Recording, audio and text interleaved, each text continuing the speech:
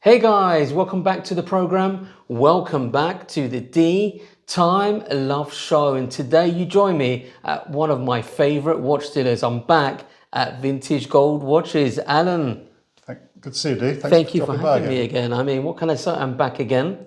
But this time I've made a promise to the wife that I will not be buying any more watches. However, let's see if we can tempt you. Well, look, you always seem to tempt me, but I'm trying to claw back some money. I want to say thank you for sponsoring the DeeTimeLove Show and becoming a full member of the A to Z Watch Club. I hope to bring a lot of the members to your own club that you'll be launching soon as well, and hopefully we can get them to enjoy the addiction of what we call vintage gold watches. Well, thanks for your help, and thanks for bringing us into the 21st century. We've been no worries. Hiding away a little bit. Well, I'd like to say as well, Alan, you won't believe this, but you've had quite a few compliments.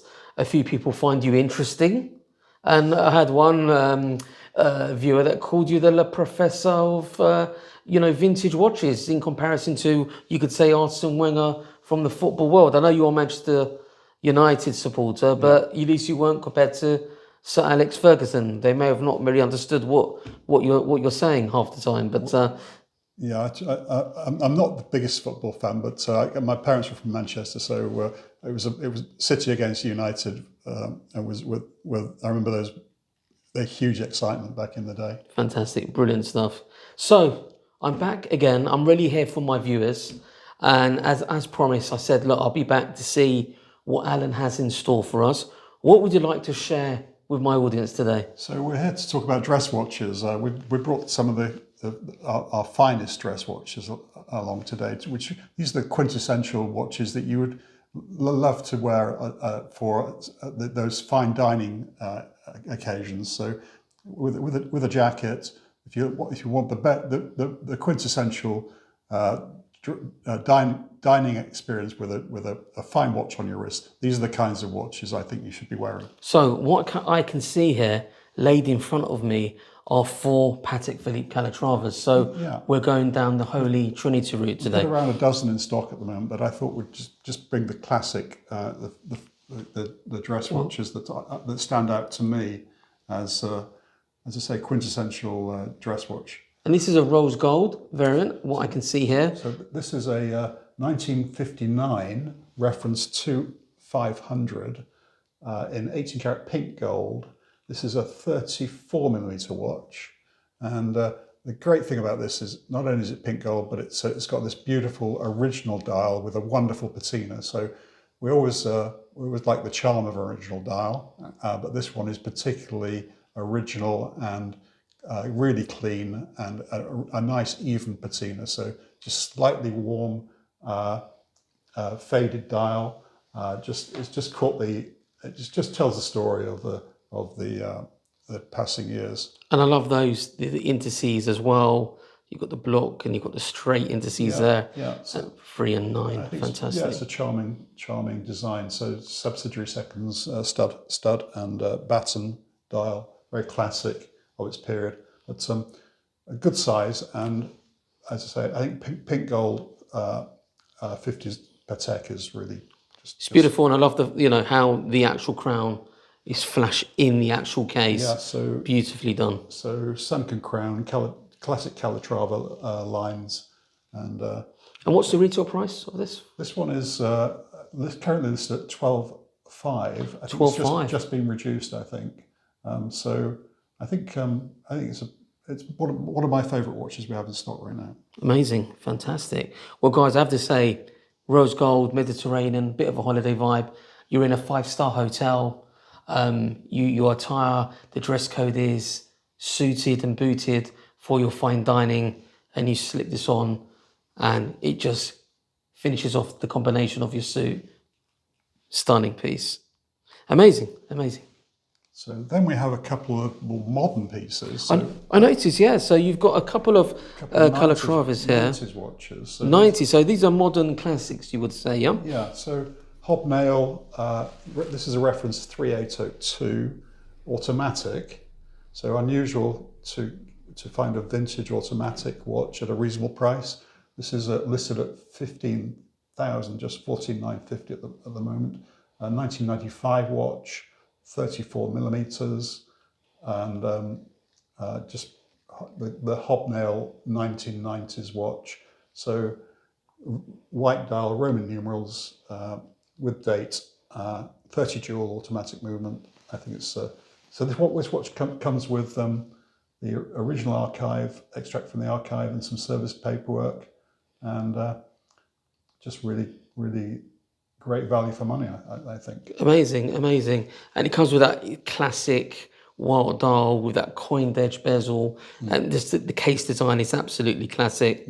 We've got the same watch again here, but this is the thinner manual wind. Manual wind version, okay. And it's more classic because it's got the second sub-dial there at 6 o'clock. Without the date this time, yep. So a nice... I prefer this one, if I'm being honest with you. Clean, elegant watch. Slightly thin, well, a lot thinner actually, at 7.5 millimeters in depth. And again, this one comes with the extract from the archives, an original box, and original Patek buckle, original Patek strap. So pretty much as good as you'll get, in superb condition and priced at only 9,500. So there's a big difference in price between the automatic and the manual wind. Why is that, would you say? I think because automatic vintage Pateks are much rarer, harder to find, and in automatic. Consequently, the demand is higher for automatic. So would you say this is one of the first versions of the automatic movement they produced, because they're predominantly known, vintage watches are normally manual wind? Yeah, so Patek were producing automatics from the early 60s, but yeah, they're much harder to find. And would you say they're as reliable as the manual wind movements? Yeah? Yeah. Okay. Yeah. Amazing. Look, my personal preference, now that I've got them side by side, and I'll give you some B-roll, guys, I actually do prefer the one with the sub-dial, that rather than the date, because it sort of like just sits there. Design-wise, it's more symmetrical, more balanced, the other one. But for every day, the automatic one may be the better buy if you're wearing it on a daily basis. Yeah. So both 1990s watches. The hand-wound watch is a 1999 watch, if I didn't mention that. But yeah, I just think it's if you want a really simple, straightforward Patek, what is basically it's Rolex money, isn't it? £10,000. I mean, it is Rolex money. You're getting a Holy Trinity piece, the Messiah of the Holy Trinity, I would say, at that price point. I mean, it's amazing what you can buy at that price point when you look at, because this is modern classic Patek. I wouldn't even call it proper vintage. So that's great buy, I have to say. Yeah, and you will never lose money on a Patek. Rolex perhaps it's a little bit more volatile, follows fashion, but we're not talking trends with Patek. It's that Patek is classic design. It's the watch you pass on to your children. So this watch is the classic thin dress watch. This really caught my eye, I'll be honest with you. It's a stunning piece. Porcelain dial, and this is the reference 3893 from 1992. So having a porcelain dial means that it will never age, basically. This is amazing. Always look brand new. So basically, with a porcelain dial, it's like having an equivalent of a ceramic dial, it just doesn't age. Yeah. So this is back then in the, what would you say, what circa is this one again? Early 90s? This is 92. 92. So this was like an amazing sort of technology to have in the dial of a watch, because it's not going to patina, it's not going to age, it's always going to look crisp. You don't need to worry about it being restored, because it looks absolutely immaculate. But there is some sort of sheen to the dial that I can't quite describe. And that minute track is in gold as well. Yep. And I get you some close-up footage. Yep. It's got a bit of a sparkle in the light as well. It's a stunning piece. So it's the porcelain kind of pearl finish, almost opalescent in character, and so this is also a watch that comes with original box, papers, original buckle, original Patek strap. So as complete as you can get. Amazing, amazing. So wow, so that's quite a collection of Pateks. We've got about a dozen in stock at the moment. Those are what I would pick out as the classic dress watches. We have rectangular watches, we have earlier watches, but I think these are the pieces I'd highlight for the moment. But have a look on the website. There are the full range that we have in stock at the moment. Amazing. What I would say, guys, looking at these watches, they're all untouched. They're all in the original condition. If anything, they're A1 condition, I would say. And there's some real consistency in your inventory. Yeah. So you must be sourcing these watches from people that have vast watch collections, because it doesn't look like they've been worn much. They haven't been left out, out and about. Okay, the first model, there is a little bit of patina and so on. But even the modern, you could say modern classic, they're in A1 condition as well. Yeah, I mean, I think people do take care of Pateks. They do tend to spend more time in the safe than any other watch, I think. And they're probably wearing them, like you said, when they're going for an important meeting or a fine dining or special occasion. Yeah. And it takes a certain type of character to buy this type of watch, let's be honest.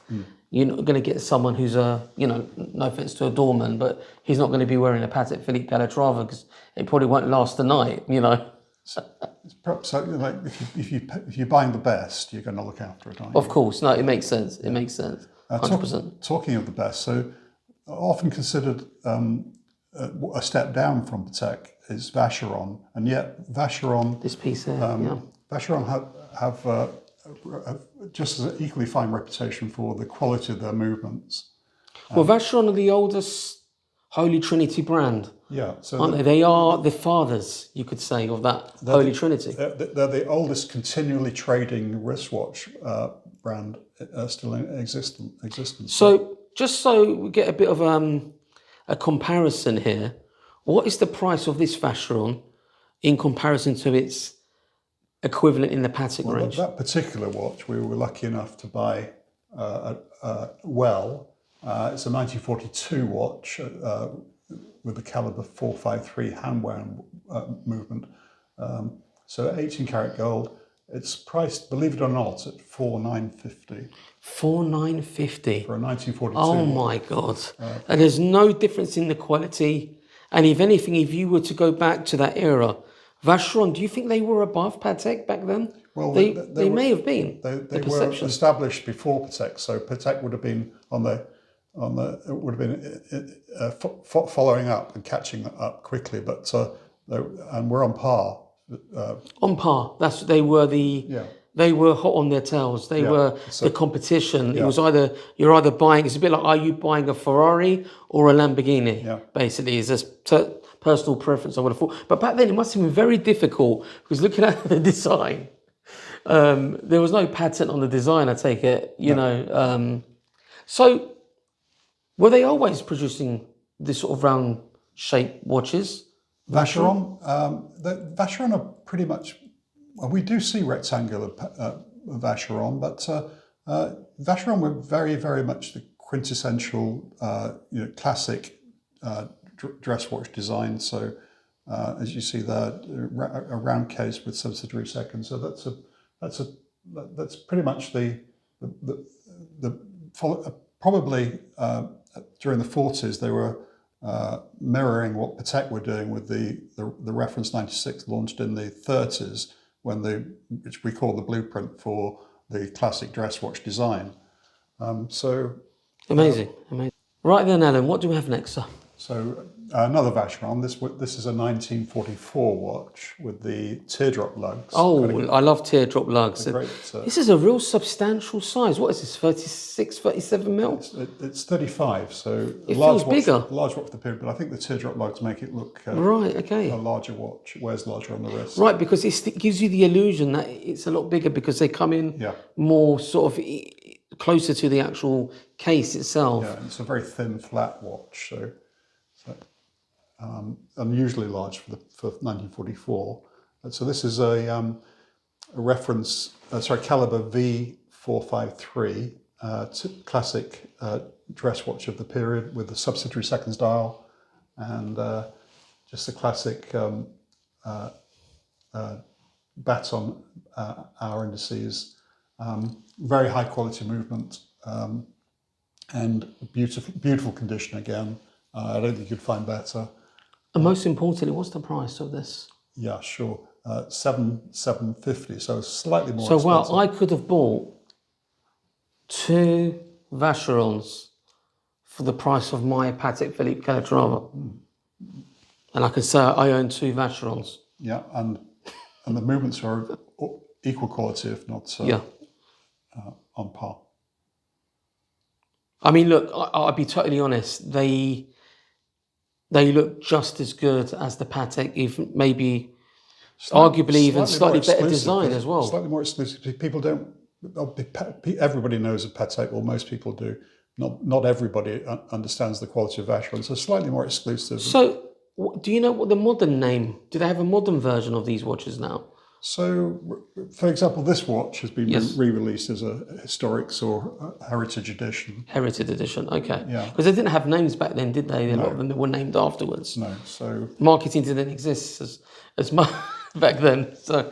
Patek were one of the first with the Calatrava to name the Calatrava, but and then obviously Rolex started naming Datejust and their... Oyster watches, so some branding, but yeah. Do you think that's what the difference is with Patek? They obviously marketed themselves better. Patek, I think they relied on their history and their heritage more than their marketing. They were clever with the marketing, I think. Well, the Stern family came in, didn't they? Yeah, the rescue. Bought them out and invested in the right way. They almost went out of business in the 30s, yeah. Amazing. So I see a different, like a Tonneau shaped one there. Yeah, the Frank Muller, or what is this? This is historics heritage Vacheron. So this is a reissue. White gold, yeah. 2002. It's called the reference 1912, and comes with everything, all the accessories. Comes with the box, papers. Good. A really classic watch, so a reissue of a 40s watch. So that's why it looks. So this is quite modern for you, Helen. This is not typically your vintage piece that you have on sales. So this is white gold. Yeah, and 30 millimeters by 36 millimeter case. So it wears a lot. Well, because of the way Tonneau case, it's going to wear bigger, isn't it? Because which is fair enough. But that's a stunning piece. That is as well.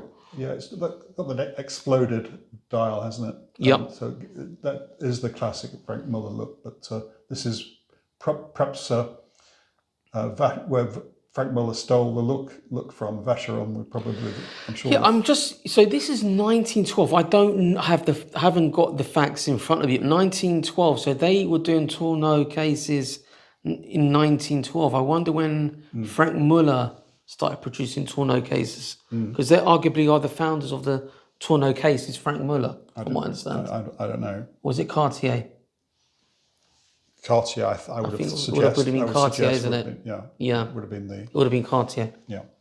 Okay, we learn something every day. You have to be the student. This is where Google comes in handy, but I always get it double checked from people that are vintage collectors. if anything. So So for those on a more modest budget, but if almost equal quality of movement, there's a beautiful International Watch Company, which is IWC, yeah. IWC, guys. Yes. So the vintage pieces were called International Watch Company. Then they, Yeah. as they went along, they just used the initials, Yeah. which is great. And this is a fantastic piece. Good size, pink Like gold. the Vacheron, isn't it? There's no difference, really. Yeah. Shark fin lugs. Good size, 36 millimeter, 37 maybe. This is quite big, 37 maybe? Yeah. So this is like a modern piece. It feels substantial.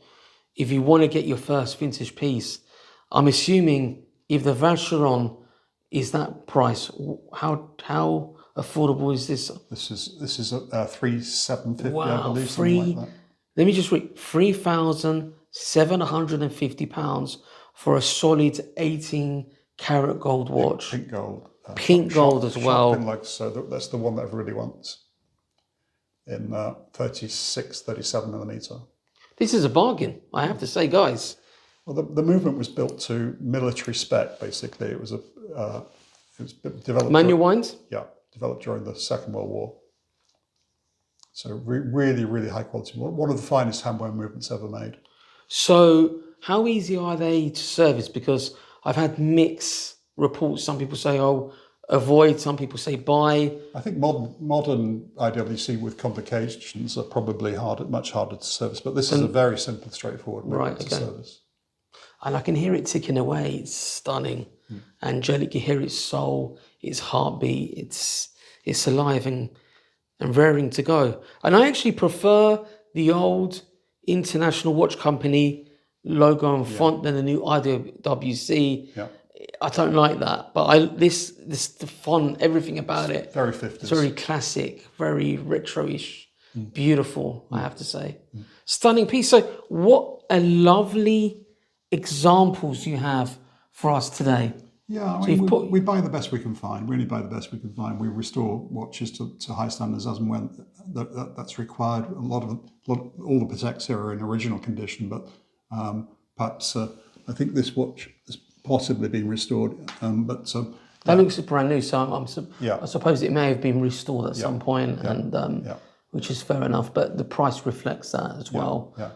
So of course, along with Patek and Vacheron, it'd be rude to leave out the vintage Rolexes from the 50s, and we've got a beautiful datejust here, 1952. This is very special, isn't it? To be fair, it's very rare. I think it's not a screw-down crown either. It's a really pretty. So this has got the Super Oyster crown. Oh, right, so it's okay. a waterproof watch. Amazing. So quite rare, with the roulette date wheel, so black and alternating. Black and red, okay. And also it's got the old Rolex crown logo as well, which is different. Yeah, and leaf hands. Leaf hands and the coined edge bezel. Yeah, not fluted. Finely milled bezel. A bit like what you get in the Cellinis now, the modern. This is a stunning piece. Yeah. Absolutely in immaculate condition. And this is, for me, a very collectible Rolex. Like we said, a lot more rarer than the day dates. Yeah, I think because the datejust was released in '45, and they were made in very small numbers to begin with. This is a 52 watch, so it's still quite early.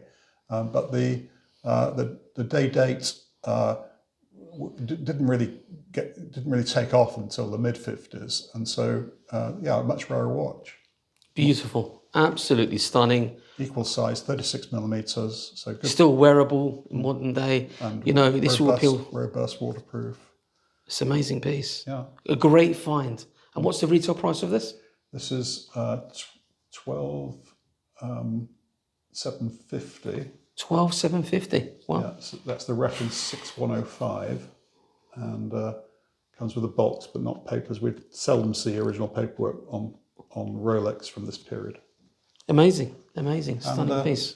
Just to wrap things up, just a watch that I know very well. 1803. I have a 1803-8 with the quick set date, not day. Yeah. But these are some of the best examples you can get. And with the diamond factory set, I've got literally the identical watch to this. Baguette and dot diamond, original diamond. I've had a number of these over the years, I have to say, and they serve me very well. John mentioned that you get a lot of these in stock. So that's Can you imagine in a really fine restaurant wearing that? With some I've worn one on a sun lounger. Okay. To be honest with you, but on the bracelet as well. Yeah. And my bracelet has got a lot of stretch now, to be honest with you, and I wear it on the leather. What's the retail price of this one in particular? This one is only $9,950. $9,950. And what year is this one? And this one does come with Rolex service documents. And what's the model of this one? Because is it quick set? Oh, sorry guys, look, my one is a quick set date. If this is at 1803, might not be quick set date. Yeah. My one's at 18038 with the quick set date. Yeah. Which is fair enough. Okay. Beautiful piece though. So just for you guys that don't know, when we talk about quick set date, is when you are adjusting the watch, you can turn the date by the crown, but when you don't have that feature, you have to actually go around full cycle to adjust the date and the day to make life easier. Okay. And then I thought we'd bring along a ladies. What can I say for the ladies? Dress watch. So stunning just a piece. Really nice piece. That's look at that, absolutely stunning. It's got a bit of heft to it, a bit of weight as well with the diamonds and so on. It's fantastic piece. Ladies datejust with a midnight blue starburst dial set with diamonds on the bezel and on the dial. Amazing. 18 carat. Beautiful. Lovely dial, lovely diamonds. Yeah. Who would not want this piece? I don't know. If you're in the market, for all the ladies that are watching, or for all your wives or girlfriends or partners, this would get you in their good books, before you buy your next piece. You have to give a bit to gain the next piece approval, I find, is the key, It's a few little tricks of the trade help. Alan, once again, thank you for showcasing these stunning pieces from your inventory. Glad you like the watches, Dee. It's like a candy shop. It's a more refined candy shop than what I'm used to. Elegant, sophisticated. I feel like a true gentleman. And I don't know how often I get called that, but, I feel that I need to go home, get one of my tailor-made suits and get one of these on and get ready for my business day ahead. But this potentially, guys, do you want me to review this? The only issue I've got with this datejust, if I take it home for review for my audience, I may not want to give it back. Well, you're welcome to borrow it, but eventually you're going to have to pay for it. Even though we're friends, Dee. You do credit? You're going to have to pay for it. No, it's a stunning piece, guys. Let me know in the comments if I should be reviewing this watch, guys, and I'll take it off Alan's hands and get a close-up for you. We can go through maybe the date function to see the roulette, the red, the black. I think that really would be a cool feature. But it's great to see, datejusts are very common, aren't they, in the vintage world? You don't see many datejusts with a coined edge bezel, with these types of handsets as well, with the indices, with like arrows, aren't they? I just always loved the early datejust. I just think it's a classic. And roulette, red, black, is solid gold. And just remind us what the price of this is again. This one is £12,750. £12,750 sterling for 2025. So guys, I hope you've enjoyed today's video. Alan has given us a great insight once again into these classic vintage watches, and my oh my, they really speak to you. It's something spiritual about vintage watches. They talk to you. Got soul. There's soul. Romance. They've got character, romance. There's been a lot of, God knows what happened with these watches over the years. They if you could find their story, it would be amazing. We've seen some history. Yeah, this is novels in the making. Anyway, guys, don't forget to like and subscribe. I'll leave a link in the description, www.vintagegoldwatches.com. Correct. Is that correct? Yep. You've also got, what's the other website you have, Alan? We've got the Vintage Watch Centre London, so that's vintagewatchcentre.com as well. And guys, hopefully very soon we'll have a little meetup at Vintage Gold Watches to check out their inventory. Guys, fantastic company. Thank you once again for sponsoring the channel and becoming a member of the A to Z Watch Club. Great to claw back some money, but it's going to be coming back to your pocket very soon, I feel. Anyway, guys, take care, and I'll see you in the next video. Cheers.